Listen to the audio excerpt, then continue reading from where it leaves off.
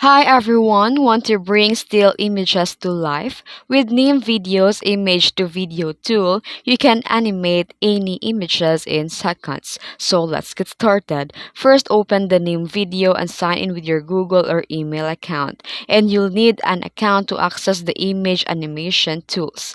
Then here you can start new image to video project. Just click create new video, then select the image to video from the template options.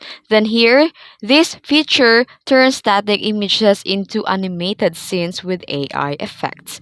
Then upload your image and choose your photo, illustration, and product shots. They can choose the animation style, and each styles give you an image dynamic motion for more impact. You can add a text, voice, and music. Then after that, you can preview and render and make final edits if you want.